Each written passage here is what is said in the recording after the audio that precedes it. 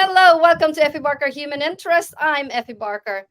It's been a while. I haven't really been able to upload here in YouTube as I have been very busy with my podcast.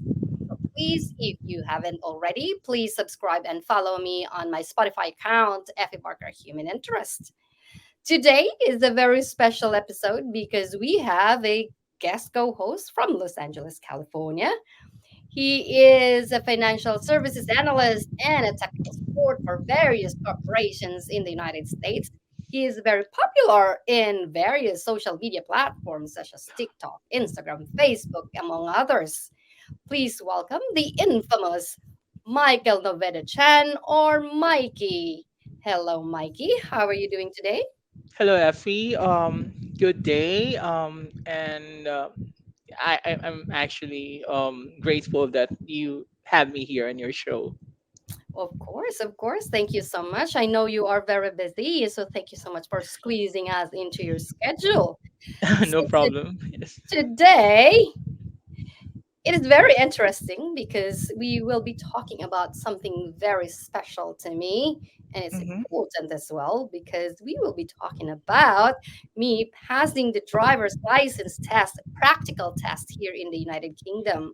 As many of you, or some of you might not know yet, though I already moved here in the UK in 2019 from Los Angeles, California. Well, the rest of the story we'll be talking about it as Mikey will be asking me a bunch of it in a few minutes.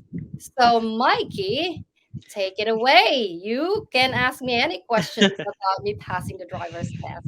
Okay, are you sure? Of course. But before we get into that, I just want to know, and I'm sure a lot of viewers would like to know, how come you're there?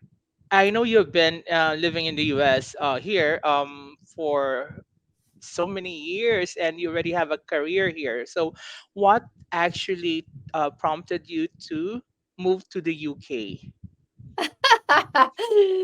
Thank you so much. Thank you so much for that wonderful question. Well, anyway, yes, that is true. I was in the United States. I lived there for 13 years. I had a career. I worked for a bit in the Asian television channel. Prior to that, I worked also in financial services where you and I met, right? Yes. Um, so the reason why I'm already here is what they call I followed love. So I happened to met my now husband, and I met him very interestingly at a hike because I was a member of a hiking organization, and Mm. I've been a regular member of the hiking with friends. So I got pregnant, and very quickly we decided for the benefit of the baby and for me because we needed to for me to be covered with insurance. So we got Mhm. married, and then we talked about moving to the UK because I met him at the tail end of his contract. So he really was Oh, meant to go okay. back to the UK that time. So I thought, I was really pretty bored in the US already. I was about to move to somewhere in the Marianas Island to work for a small TV station there. But Mhm. I had to give up because I decided to move with him here. And then I decided to move here in the UK by the November of 2019. So I will be on my fourth year, November this year here in the UK. So that's that. That was the explanation of your Mhm. question. How come I am already here? I moved to the UK. And I guess when you moved there, you had a lot of adjustments, right? Because it's totally different when you were living here. You had a career, you're very independent, and if I remember right, you also love driving around.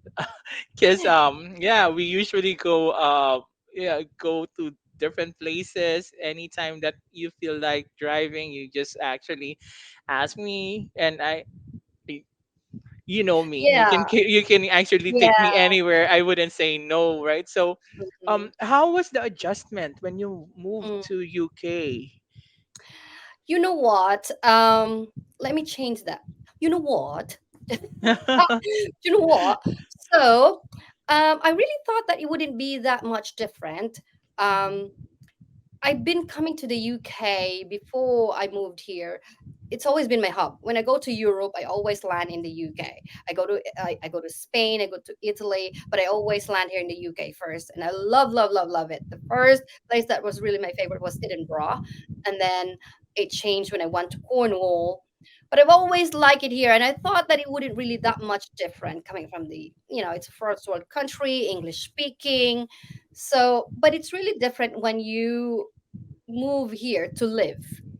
When you're in a Mm. holiday, it's all beautiful, it's all nice. But when you move, let alone when you give birth, and without all preparations, everything happens so quickly. You got married, you move, and you give birth. It's totally different. And so it was quite a shock for me because sometimes I really thought I was English speaking. I speak Mhm. English with my American accents, and I was surprised that a lot of times, especially when I go to post office, and they can't understand me. So eventually I thought, well, Yeffy, you're not really going to move back to the States anytime soon, so you better have to adapt. So the one thing that I noticed, that for me to really adapt, I mean, they may agree with me or not, but I thought I would a pronounce the a as a, or I don't have to pronounce the r. So they are, I like, oh, or I had to pronounce the letter T. So instead of better, I would say better. T. So, or letter when I mail or post. So there are times that there are certain words that it's similar, but they don't use the words that we use in the States. For example, we Mhm. use mail and they don't use that. They use post. So Ah, for couch, they don't use couch, they use sofa. You know what I mean? Like, it's, well, do you know what I mean? So it's similar, but they don't use that. So, and it's not quite really a shock, that part, because we still can understand those. But my struggle before was like, well, even now sometimes, is a part of, a lot of people know that they are reserved, and whereas the Americans are very outspoken. We speak our mind, we speak how we feel, and we're upset, we don't hide that, and we're not really reserved, so to speak. uh, so I struggled a bit with that, because for me, especially if I spend money, if I'm paying you, if you don't do it right, then I have the right to get upset. But they kind of just hide that within themselves. So over time, really, as I would say, I'm not really moving back to the States anytime soon. So over time, I just thought, like, you kind of have to be a chameleon. You have to adapt, you have to adjust. And so the biggest, among others, is little things that I've mentioned, the biggest challenge that I really struggled is really that part where me expressing how I feel, that you don't have a choice, because you are in that society, and you just have to adjust. And even if I'm upset, over time I kind of just let it go. There are times that I would just like, "Oh, all right, well, there are so many things that are more important than expressing how you feel. Just go on." But now it depends on the gravity of the situation. Sometimes I let go, sometimes I would really have to express. And even if I do, sometimes I don't have to necessarily have to yell, but be very stern. Sometimes it works, and a lot of times doesn't. So in terms of the driving, yes, it was a struggle, because when I moved here, I gave birth 2 months after I arrived. I gave birth, and 2 months after that, it was a lockdown. So that was like, yeah, it yeah, was. 3 years of that was like really, and even if I wanted to learn right away, I couldn't. It was lockdown, and I don't think I could have anyway, because of the baby, and I had a Mhm. cesarean section, and that was a lot of, I have a traumatic birth. So it took a while before I actually was able to, like, for me to decide, okay, I have to do it, to driving. When you have a child, even here or in the States, you really have to drive. Like, it's really important to be helpful. For for about maybe more than a year, I was just pushing the stroller or the pram. Okay, so when did you actually decide that you want to be mobile, that you want to be able to drive there? Because I know it's different, right? As in, Yeah. I think it's the other side, right? And Right hand, yeah. yeah. So aside from that, what actually was the struggle when you did decide to actually do the driving test. How was it? How was it compared to the driving test here in the US? Yeah, in the States, it's really very easy to take the test and to pass both Mm. in theory and in practical test. And well, yeah, the right hand drive didn't really bother me much. But what bothered me a lot is really the narrow road, and it is already narrow to begin with, but also you are really sharing it with so many things. You're sharing it with the pedestrians. You're sharing it with the dog walkers, which is pedestrians as well, and sometimes the horses and the cyclist. Although some there are times that they have their own lane, but sometimes they don't. You just have to literally had to wait way behind. You just have to wait because you can't really overtake the cyclist because the road is so narrow and you're sharing it both oncoming and you going as well. So you have to wait until you get a chance and it'll be back up behind you. There's so many cars. And so that one I struggled because I'm not I'm used, as we say, we're spoiled Americans. So, and I was thinking, God, if this is in America, people would really be upset and be this horrible situation. It's a narrow road, and you're still sharing with it. So many. Sometimes I make a joke. I think even the ants. I'm sharing the road with the ants. There's so many sharing with the little narrow road they have. But also like I said, the right hand drive. I thought I would be struggling, but I really didn't. But with the roundabout, half half 50-50. I struggled and I didn't. Only in the beginning when it was so difficult for me to understand when should I indicate where I'm going. It kind of confuses me. But I think as my instructor has been telling me that I was just really overthinking. Now going back, I understand what he's saying. That I think I was just overthinking. Um, then the right hand drive eventually just really makes sense to me and it wasn't really difficult much to me. I understood how and when to indicate at the roundabout. And in terms of when did I decide? Gosh, when did I really decide? I think I decided to really take the test after I got back from the Philippines in 2022, after the summer. I took no, I take it back. I took the test in February of 2022. I passed it on the first take, and um, for those who are planning or you're going to be watching, you're just researching how to pass driving test. On the theory side, what made me pass was really aside from reading on the website, I watched a lot of YouTube videos of people who are talking about how to pass the test. I keep watching a lot of videos. There was this one girl, I think she went to Cambridge University and she talked right away about how to pass the theory test. And there is a CD that we borrowed from the library. I keep watching that because there is a part there, it's a situational where you'll be shown with a bunch of videos and you kind of have to click the part where it says as hazard. If it's a hazard, then you click. So there's a trick also how to pass it. So you don't have to over click it as well because the more click that you'd be doing and it's not a hazard, then you wouldn't get points. So you'd lose your points. I was just clicking twice. Like when I see it, I don't click it once only. I double click it just to make sure that I get the points. So and that's one tip that I could give for people who are planning to take or about to take their theory test and just kind of have to take a rest the night before. And when you get there, just to me, I just didn't bother. If I don't pass, I thought I would just retake it. Luckily, I passed it in the first take. So, for the driving test, the practical test now, that is a different ball game. So, anyway, to answer your question, when did I decide to take the practical test? That was March, April, May, June, July, August, September, October. Maybe about 8 to 9 months before I took the practicals. That is because I went to the Philippines for a holiday. But when it was reopened, when I was allowed to take the theory, I took the test right away. But you can't really take it quickly, like as soon as you want. You can't because there's so many backlog. There's from the pandemic. It takes forever to get an appointment. So might as well get an appointment.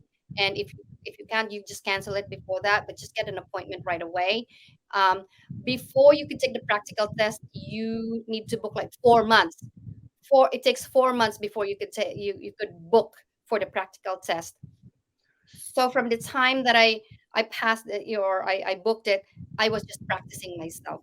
So anyway, to answer your question, I decided to take the test as soon as I can for the theory, and for the practical test, I would have done it like 4 months after. But because I went to the Philippines, it took me like 8 months before I took the practical test. So to your next question. Okay, so when you took the practical test, how was it? Is in because did were you driving in the Philippines before, or have you driven in the Philippines? Oh, no, I haven't. I really tried to and I really wanted to, but a lot of the cars there were manual, and I didn't have enough time because I have to move already to the States. So I thought I'll just do it in the States. Okay, so the difference there is, yes, I was driving in the United States, but a lot of the cars there are automatic, and whereas here a lot of the cars here are manual. There are automatic, but it takes a while before you could really find it, and let alone to find an instructor who does automatic cars. Luckily, I was able to find, but he wanted me to pass the test. For those who are planning to take the test or to have practice with the driving instructor, it's better that you book your practical test, you book your appointment, and then you contact an instructor, because it wouldn't unless you just have a lot of money to you want to practice more before the test, but wouldn't make any sense of practicing and you haven't really booked your appointment yet. So once that's booked already, then we told our instructor that this is the date of my exam, so that at least he would be able to kind of calculate how much training do you need or before the test. So when we found my instructor, um, we drove around just the area, just to kind of get used to it and kind of to see me how am I doing, or how much work does he need for me. And to your question as to how was it, I, you might think that it wasn't difficult for me because I know already how to drive, and but like again I said, I think I was just overthinking looking back now, but at the time I would really get upset. How come? And I kept thinking, what would I be doing? Because actually it took me 4 times. Four I passed the times. test. Yeah, I passed the test on my fourth try. But even on my third try, I thought I may not be able to, or maybe I would end up taking 11 times. Or, I know someone told me that his coworker take 30 times to do, 30 times to take the test. And and I thought, well, maybe if I need to do that, then okay, so be it. But then again, it will be expensive, because you have to pay like 80 pounds per test. So on my first test, it was winter. It was November, and I for those who are planning or about to take your test, my suggestion really is to number one is to slow down. When I say slow down, that I don't mean that you just have to drive like 5 miles an hour of a 30-mile limit. What I mean with that is you just have to slow down when you're doing something, when you're maneuvering something, when you're going into the roundabout, turning left, turning right. You really have to slow down and look, and don't rush. Um, take Slow down before you enter the intersection. Slow down and take a look, because you don't necessarily have to step on the brake. You you just slow down, and when you see there's no oncoming cars, you just carry on, because you're already slowing down. But if you're driving fast and you see something, that's when you have to like, it's so hard to be defensive. So you slow down when you are maneuvering something. And that was what problem on my first test. I was kind of rushing, maybe my adrenaline, maybe I was really nervous. I think I was. And the weather also wasn't really helpful to me at the time. It was winter, it was raining, and not only raining, but it was cold, really, really cold. We're talking about, for me, it's cold, it's 10 degree, sometimes 7 degree. And And I think I just wanted, I know I wasn't ready that time. So I just wanted to do it because I have paid and it's so difficult to get an appointment. So might as well do it for me to know how it is and what to do. And so I was really frustrated, but it was inevitable. I knew I would really fail. Oh, I know why I failed because we're not used in the state. We're not used to do a reverse parking. They're used to reverse parking here. And and my baby's car seat was behind us. We forgot to remove it, so it kind of really blocked my eyesight. So I can't really see behind me. So when I don't think I really practiced much about that on a reverse parking. So I hit the bumper, the back of our car. So maybe it wasn't so bad because the instructor or the examiner went back to really see if something was broken up, because why would he will be looking at it, if there wasn't any chance of maybe it wasn't really bad, but there was a crack.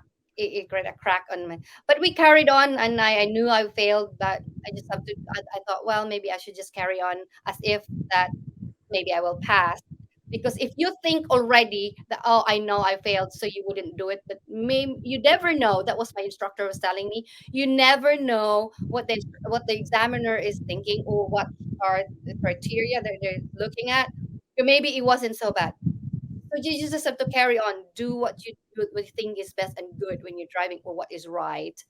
So that's my experience with my first test. The second test was really not nice because it was so tense for me. It was a lady, and from what I have learned, that there were only few people that could pass when you take the test with that examiner. Um, but it was really tense. It wasn't helpful. Sometimes it's just really luck.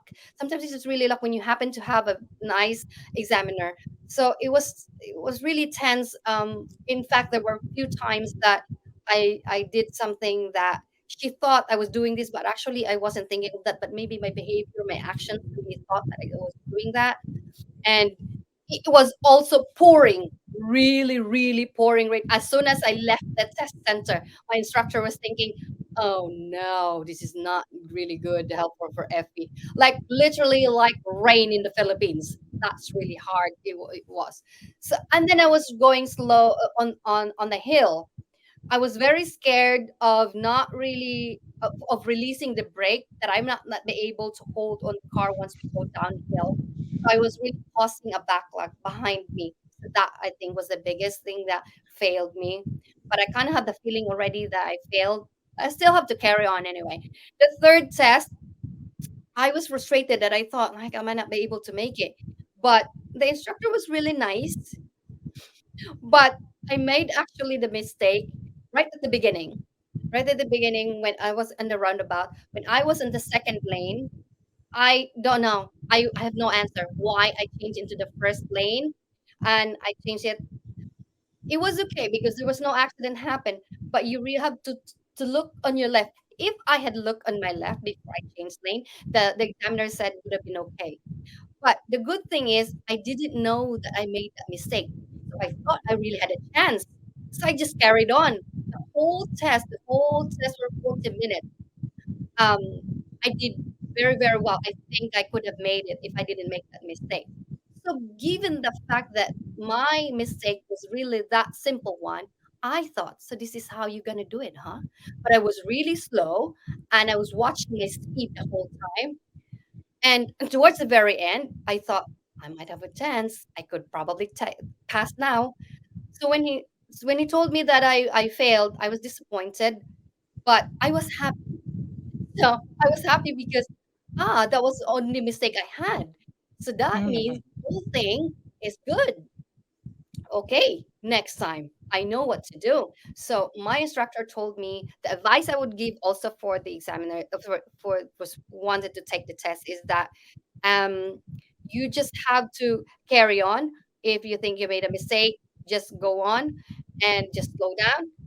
So anyway, my instructor told me to just um, persevere. That's why my advice: persevere for the rest of the 40 minutes. It's not long, only 40 minutes. Time is gonna go by fast. Focus. I focus for the rest of the 40 minutes without an instruction and keep an eye, keep looking left, right, look into the right mirror, left mirror, and the rear view mirror. And so we given that. So now we're gonna talk about the final test that I made it. The last test I said, but I felt it already in the morning. I felt that I would make it, and Michael, my husband, also knew. He felt it in the morning. He said, "I think you're gonna pass." And so the same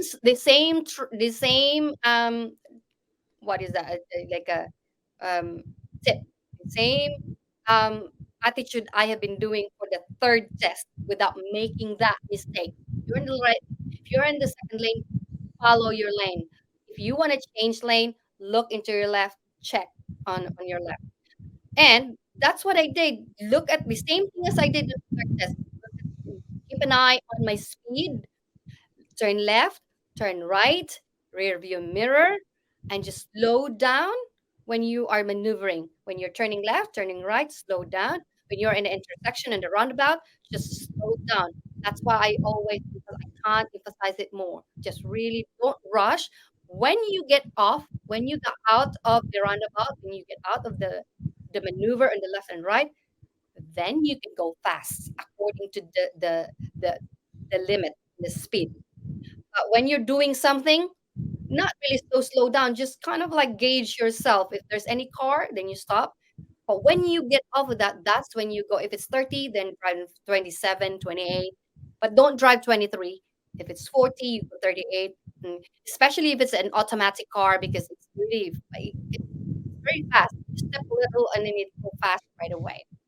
So there you go. That's how I did it for the fourth try.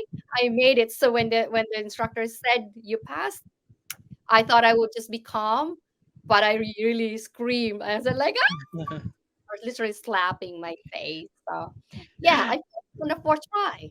Okay, that's good to hear. Now that you are licensed there, so what have you been up to? Have you been driving a lot or going anywhere? Oh, oh, the first I was feeling the euphoria for like a week or two. I was really ecstatic and I couldn't believe it. And I really wanted to do this right away, this video. So I went, my first, aside from my baby and my husband, my first passenger was my friend Tekla. She's watching right now. uh, she was my first passenger. So we went into South Sea right away. Let's go driving.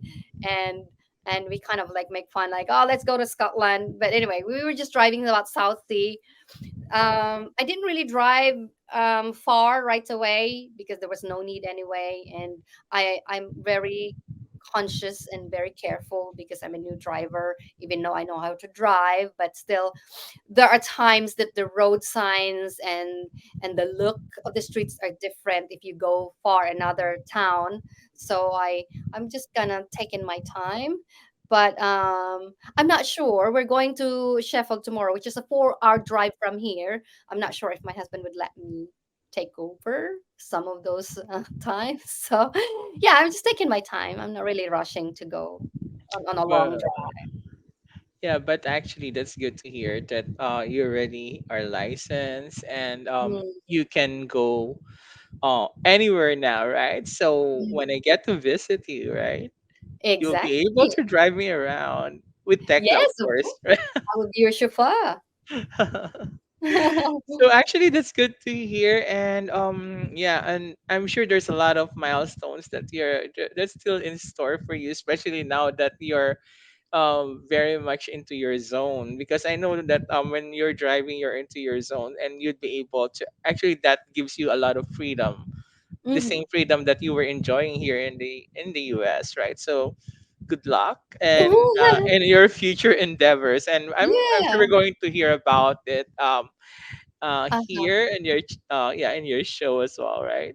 I So really keep it thought, posted. I was thinking that I know already how to drive and I've been driving, so it wouldn't be that much of a big deal if I pass and like I wouldn't really feeling that kind of euphoria. But when it happened, boy, Yeah. I was really feeling it like forever. I was ecstatic because as they say, driving test in the UK is the hardest of all. It's not as easy as I invested a lot, not only my time, my effort, and my money. It's a lot of things that involve for me passing the test. So when I passed, I really thought that it would just be okay. I wouldn't, but when it happened, I was like, woo!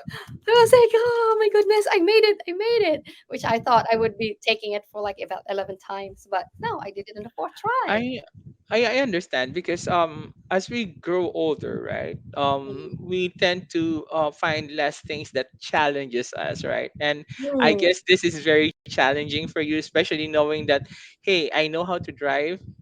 I've been mm, driving for so long. This is mm. going to be an easy one for me. And then you realize when when you got to do it, you had to invest a lot of time, effort, and sleepless nights, Exactly. I guess, right? Yeah. And I really thought that it would be. I never thought I would be feeling like it's freedom, but when it did, I was like, oh, I'm free. And my husband also like he is the one who said that. He's like, I'm free. He said I'm free because he doesn't have to drive me around, and he I was just know. laughing about it. And Well, I did felt that it was sort of freedom because now bye bye. mhm. Because in the third try when I failed, I thought like when I see my baby's prom, I said, oh, I'm still gonna be pushing prom then, But when I passed, I was like, bye, I don't have to push a prom. Yeah, but so I graduated in that, unless I really just like to walk. If I really Yes, like to walk, then I just have to push it. But at least I have the option to do that now, like whether I to drive or to walk. But yeah, yes, but that's good to hear. I oh, can't wait for your next adventure. So we yeah, we should do this another time, right? As in, we should do mhm, this more yeah. often, right? Yeah, we should be doing these.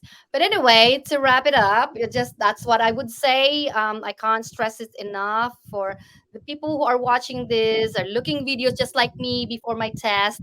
Slow down on the well, to begin with, in the theory test, watching videos also online would help you. People who are talking about how they passed the theory test. And for that part that I said, we're giving you a situational video. That's what I did. I double click it, but don't overdo it because you would lose your points. And just keep reading, memorizing, and study before the test, and take a lot of videos and just relax and get a lot of rest the night before your exam, and just relax when you are there. And on the practical test, as I mentioned earlier, when Mikey asked me, make sure you watch your speed.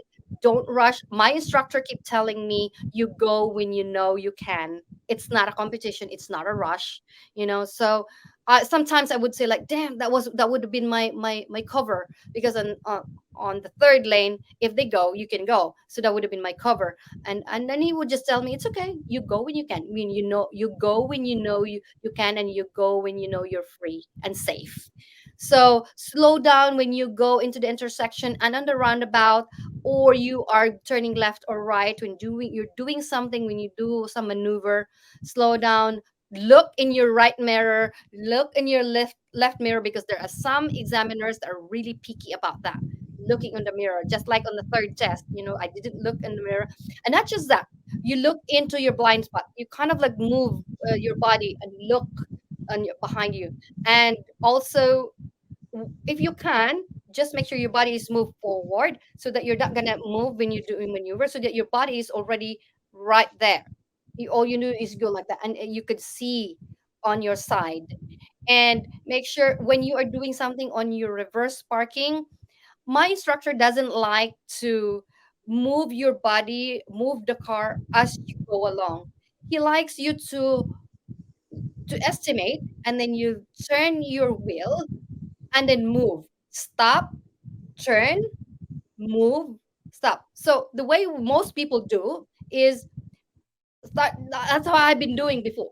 So you move back or even front, and while you're doing your maneuver. He doesn't like that, but sometimes it can work depending on the examiner. But that's what my instructor had told me. So, especially on reverse parking, I already had an accident, which I've mentioned earlier, but it wasn't my fault, um, because the driver did not look. on his back and on, especially on the blind spot. If he had, he could have seen me. So that's why my instructor told me, I told you to make sure you look behind you all the time, to your left, to your right, and rear view mirror. And on the practical test, I don't know how you do it, but they keep telling us, control your nerves, make sure you just relax because they can feel it. If the instructor or if the examiner feel it that you are nervous, he they may or may not, but like it's kind of uncomfortable for them to like doing the test because it's their life that's at stake as well. So you just calm down and relax. Just take a look at your surroundings, make him feel. On my last test where I made it, I was just relaxed myself and was like, "Hmm, so I think he's gonna do this now. He's gonna do this now." So I kept preparing myself as well. So I just relaxed myself. You know it already because I'm sure you have been practicing months and months before the test. So that is my simple advice. I hope it'll help you. Good luck on your test. And if you fail, don't worry about it. Just book another test and just, mind the speed and all the things that I have mentioned to you. Hope this helps. And if you haven't already, please subscribe on my channel and follow me on my podcast, Spotify, Effie Barker Human Interest. And soon enough, I will be announcing to you something. I'm cooking something up. And for my guest co-host tonight, Michael Noveda Chan, like I mentioned earlier, is very famous and popular Mm-hmm. on social media platforms. So please, you have the floor. Tell us your accounts and social media. How can they follow you? Well, I'm actually active in TikTok right now. And you can check me out at MikeyChan30 on TikTok, and on Instagram. I'm at Mikey Chan, MYKEECHAN, and I'm actually dry running my YouTube channel. It's going to be under Michael. Oh, sorry, it's actually Mikey Chan channel. So it's actually being worked on right now. So hopefully in the future you'll be able to subscribe to my social media accounts. Okay. So thank you for making me a co-host today, and I'll see you later. Yeah. Thank you, Okay, thank you Effie. so much, Mikey, to our guest co-host. Thank you so much for being here and for gracing this interview. Thank you so much. Till next time. Bye. Bye bye. Thanks.